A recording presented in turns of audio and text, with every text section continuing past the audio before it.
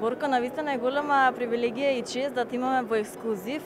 Неретко нечесто ве среќаваме, нели, имаме таа можност за да земеме изјава од вас. Зошто е тоа така?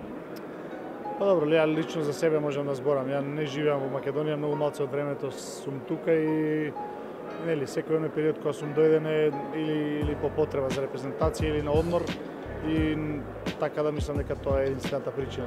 Се друго се движам во нормални кругови кога сум на лето тука и помалку и ваша грешка што не сме сретнали. Како си ја следиш ли емисијата ексклузив? Па да ти кажам искрено не многу затоа што немам баш премногу време за телевизија и за тој тип на нели на опуштање. Имаме мало бебенце сега. И за така не зборуваш? Да, имаме мало бебенци и малце обврските се зголемени и малце поразлични. Меѓутоа, во блиски дека се потребно да гледам. Борко, кој сметаш дека беше најдобро интервју во ексклузија до сега? Па добро, јас од она што можев да го видам, за мене најинтересно беше кога ви гостуваше Амди Бајрам. Така да Што имаше интересно во тоа? Па добро, мислам дека она честитка и поздравувањето за вашите гледачи беше она топ и најбомбастично. Каква е улогата на татко? За мене е малце различно, ја малце поинаку го сваќам тоа и го гледам. Од една страна имам претерано многу обврски, и од друга страна се оние сите убави работи кои што едно бебенце или едно дете или една нова принова вашиот дом и вашето семејство ви го дава, така да кога секој се собере и одземе, мислам дека една голема обврска, меѓутоа уште поголемо задоволство. Како ти оди именувањето на Пелен? Па не сум... Што си најдобар? Па добро, јас се трудам секој моје слободно време да го поминам со сопругата и да ја помогнам оноко што можам. Мењање пелени не ми е посилна страна затоа што сум многу гадлив, иако се работи за мало бебенци, за мој син, сепак кога можам ги избегнувам. Го избегнувам тој дел од обврските, иначе се друго сум најнормално колку што можам помагам.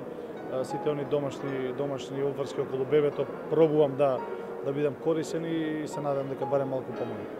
Добро, сега кога помина неколку месеци од вашиот момент во семејството, на кого личи сега? Дали карактерно или вака визуелно? Па добро, ја не е благодарно ја да кажам на кого личи, меѓутоа сите луѓе кои што велат дека многу личи на мене. Некои велат дека има делови од моето лице и на мене, делови на неговата мајка, меѓутоа тоа е помалку важно. Важно е детето да е среќно, да е здраво, да расте и да прерасне во еден карактер со прави човечки вредности, се останата кого личи. Карактерно нека биде на мене, добрите работи нека ги земе од мене, добрите исто работи од мајката, така да помалку важно е се тие работи, важни се оние прави човечки вредности, да расте со право образование, со права едукација и да израсне во еден здрав и прав човек. А како е Николина еве во улога на мајка, првично девојка, па сопруга, па сега улога на мајка, какви трансформации доживува Борко? Па добро, на почетокот морам да признам дека ни беше малце тешко, затоа што Николина е релативно млада девојка, кога остана трудна беше уште помлада, нели, нормално, и морам да признам дека ни беше малце тешко додека се снајдеме и на мене и на неа нормално да се снајдеме во таа улога на родители или на трудница она. Меѓутоа полека се влагаме во нормала и сега најнормално функционираме. Сега кога сме и во Македонија имаме помош и од бабите и од дедовците, така да сега ни уште малце полесно трпиме. Да, како ќе ја заклучиме 2018 година? Еве зборував малку на приватен план, ти благодариме во едно што го сподели со ексклузив, меѓутоа како и на професионално поле?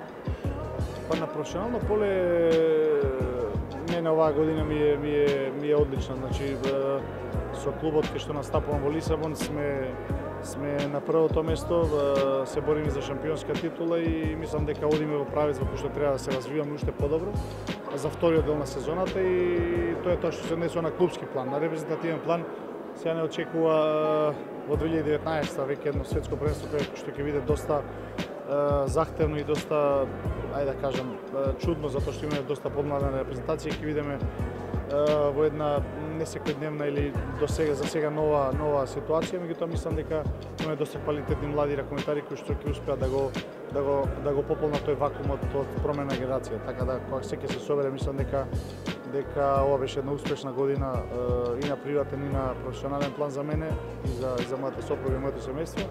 И очекува уште една мала прослава, затоа што ние правиме свадба на 5 јануари, така да остануваше тоа малце да го Каде ќе прославувате? Хотелмериот на 5 јануари. Дали ексклузив ќе биде поканет? Нормално. Нема никаков проблем, доколку еве сега ова нека биде јавна покана за вас. Ти благодариме многу. Благодарам вас.